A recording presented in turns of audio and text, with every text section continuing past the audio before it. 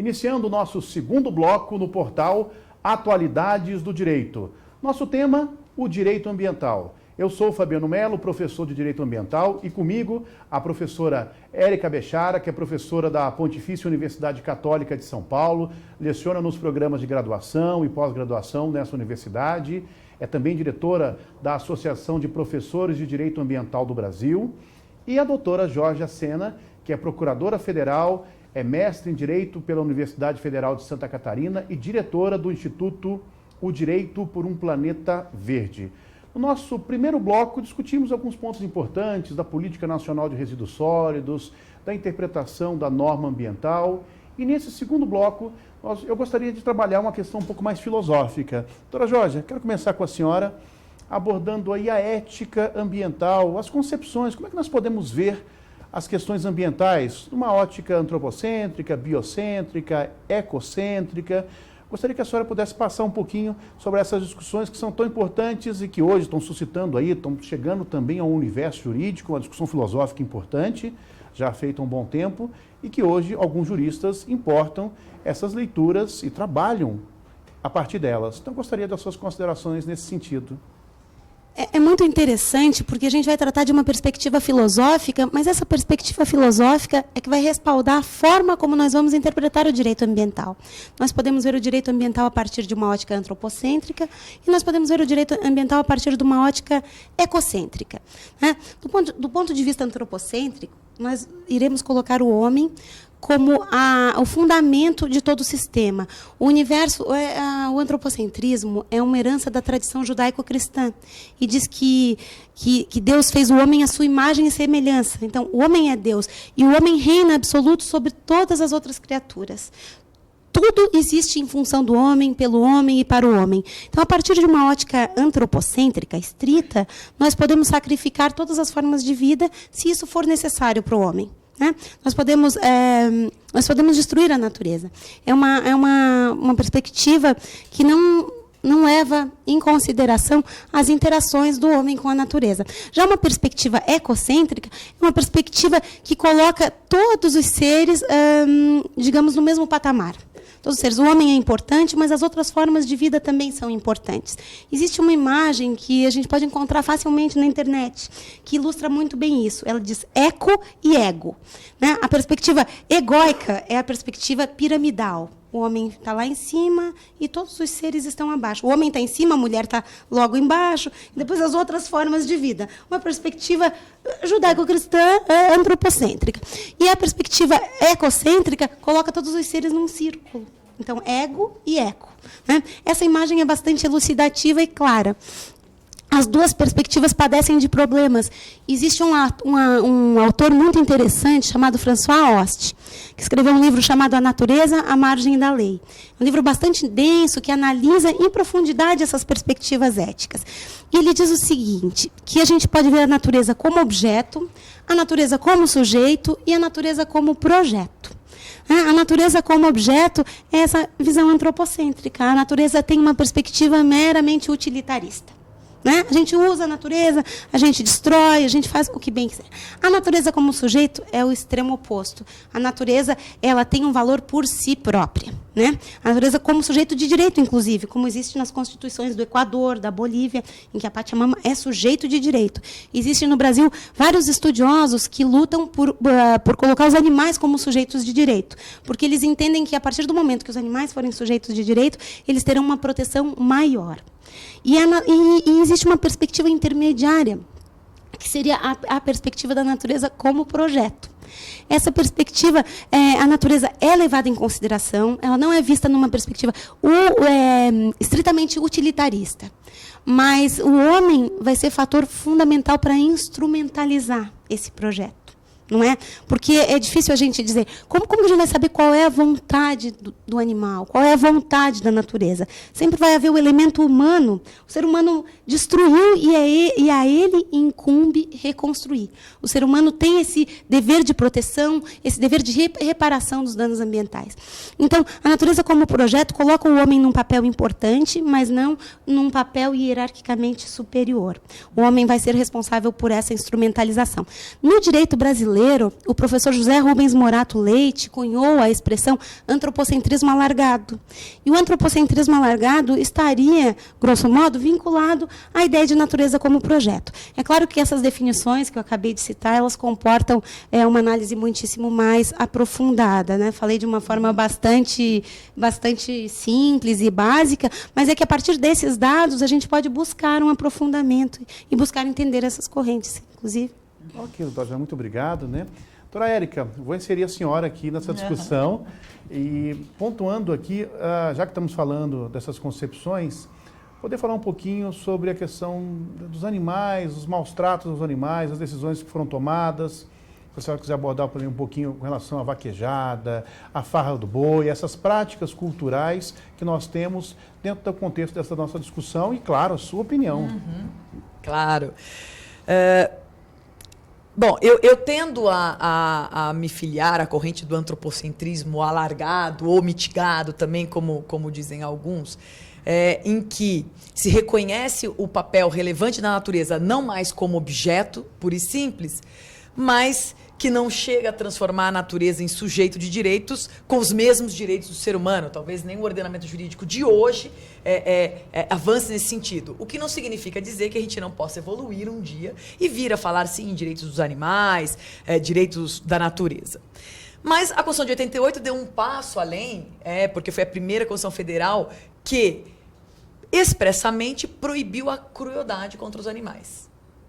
Está lá no artigo 225, parágrafo 1º, inciso 7º, a proibição da submissão dos animais à crueldade. E é muito interessante porque esse é um capítulo que fala da proteção do equilíbrio ambiental, e a questão da crueldade contra os animais sai um pouco da questão do equilíbrio para tratar de outras, para dar um outro enfoque, que é da proteção da incolumidade animal, do impedimento do sofrimento do animal, e sim, por que não dizer, do que isso causa para o ser humano.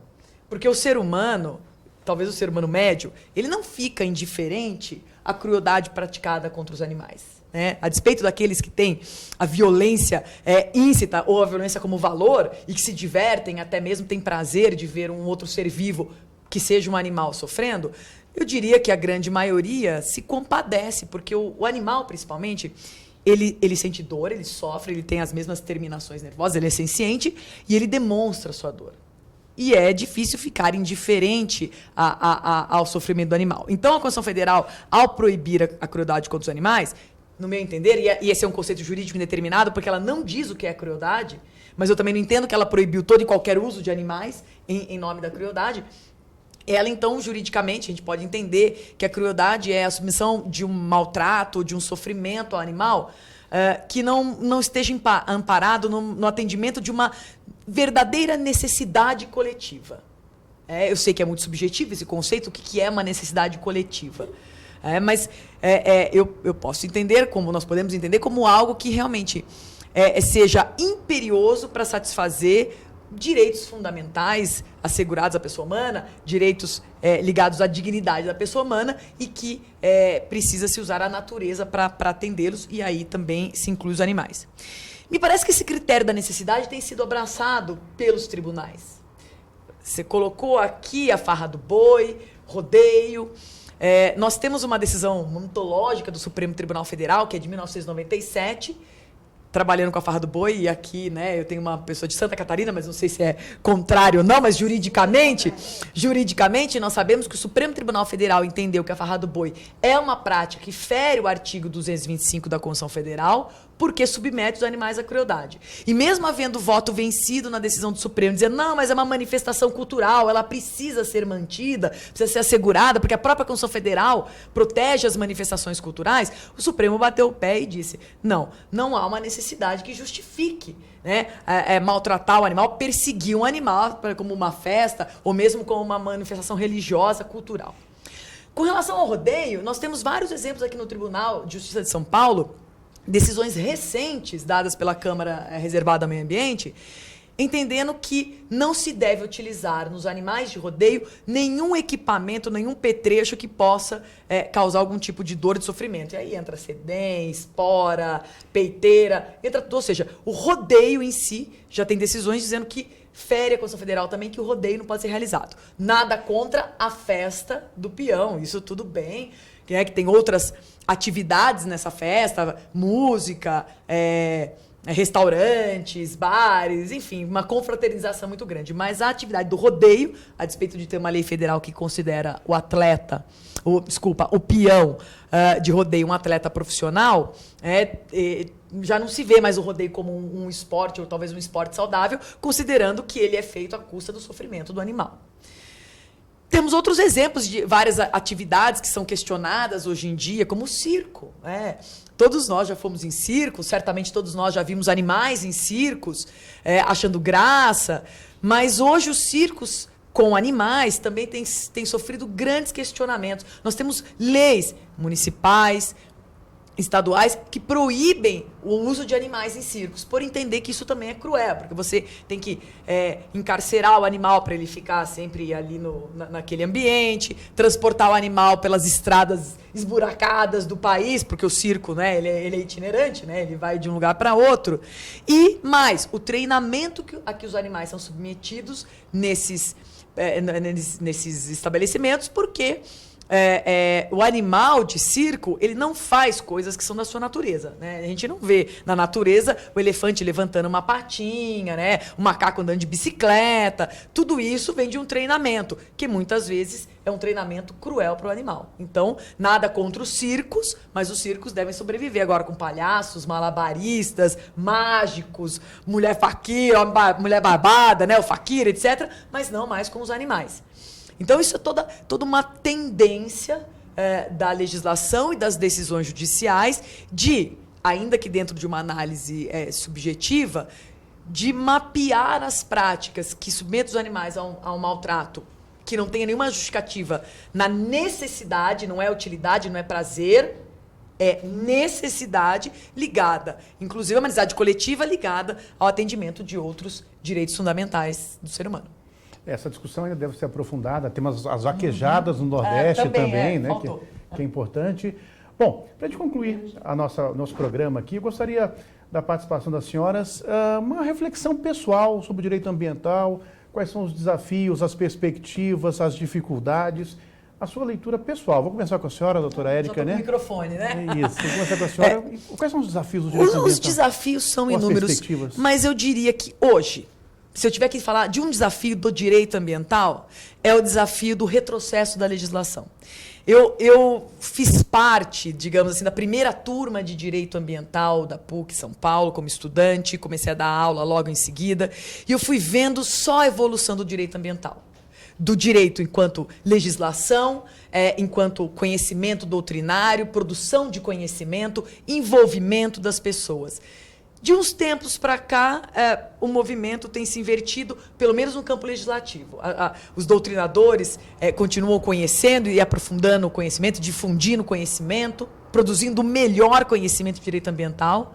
E o Brasil é reconhecido pela inteligência ambiental que ele tem. Mas, na legislação, eu tenho visto assim, um movimento quase que inverso, porque a legislação brasileira ambiental sempre foi considerada uma das mais avançadas do mundo. E eu usando como exemplo o Código Florestal, que foi aprovado em 2012, mas uma série de outras normas que parece que estão querendo diminuir essa proteção. Então, isso seria o maior desafio, impedir a perda ou o retrocesso ambiental de tudo que nós conquistamos aqui, né, a duras penas. Ok, muito obrigado, doutora Érica. Obrigada. Doutora Jorge, a pergunta vai no mesmo sentido. Perspectivas, desafios, qual a sua leitura do direito ambiental do hoje e para o futuro, claro? Eu penso que hoje nós estamos num período negro do direito ambiental, não poderíamos estar pior. Né? Toda a legislação ambiental vem sendo alvo de retrocesso, toda ela. Nós não poderíamos, penso realmente que a configuração do Congresso Nacional atual não permite nenhum avanço em termos de direito ambiental. Então, o papel é nosso. Nós, juristas, temos que promover uma interpretação da legislação ambiental que permita a ampliação da proteção e da salvaguarda do meio ambiente. O papel é nosso. Nós temos que construir uma interpretação mais protetiva. Para contrabalançar, é preciso um recrudescimento da jurisprudência para contrabalançar essa flexibilização da legislação. E eu gostaria de contar uma uma história que se aplica ao direito ambiental. Ela se refere aos direitos autorais, mas ela se aplica ao direito ambiental. Ela é contada por um constitucionalista norte-americano chamado Lawrence Lessig. Ele é ativista na causa dos direitos autorais. Ele escreveu essa história num livro chamado Cultura Livre. Ele conta essa história, não escreveu, né, porque essa história ele viveu. Bom, é o seguinte, a Constituição americana ela proíbe proteção perpétua dos direitos autorais.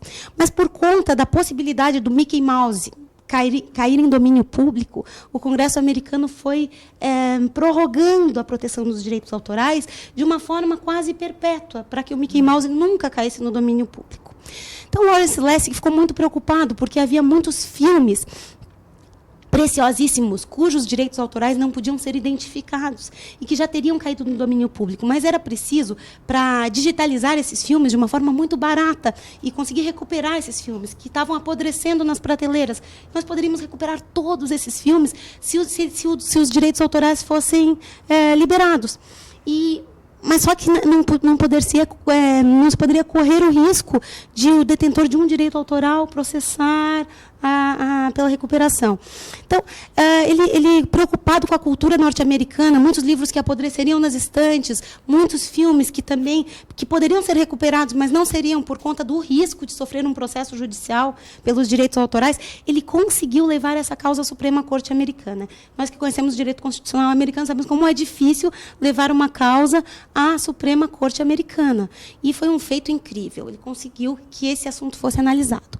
Ele consultou vários escritórios de advocacia dos Estados Unidos para que o sabatinassem, para que explicassem para ele como que eu vou argumentar perante a Suprema Corte, como que eu vou fazer uma sustentação oral perante a Suprema Corte. E deram várias sugestões para ele, e ele optou por uma argumentação formal.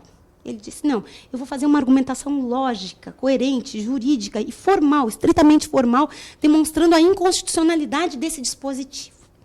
E ele perdeu na Suprema Corte. Depois ele faz um meia-culpa. Ele diz que se ele tivesse usado paixão para argumentar, ele teria ganho aquela causa. Que ele optou por um argumento racional. Ele pensou que um argumento racional fosse persuadir a Suprema Corte. E ele viu que não. Que se ele tivesse demonstrado cabalmente o dano que decorreria da extensão dos direitos autorais para toda a cultura norte-americana, todos os filmes que eles iriam perder, todos os livros que seriam perdidos, tudo por conta da possibilidade de um processo por direito autoral, né? E ele disse, olha, se eu tivesse usado a paixão na argumentação, e eu acho que isso, nesse momento tão duro para o direito autoral, para o direito ambiental brasileiro, o que nos falta é paixão. Acho que nós precisamos argumentar com paixão, nós precisamos convencer. Eu sou advogada, procuradora federal, nós precisamos argumentar com paixão. Nós precisamos mostrar para aqueles que têm capacidade de decidir o dano que decorre de uma interpretação formalista, fria da lei. Essa é a minha opinião. Obrigado, doutora Jorge, pelas considerações inspiradoras nesse final aqui. Agradecer a doutora Érica e a doutora Jorge que estiveram conosco. E a você, nosso assinante, muito obrigado pela sua participação e aguardo você em um próximo programa no Atualidades do Direito.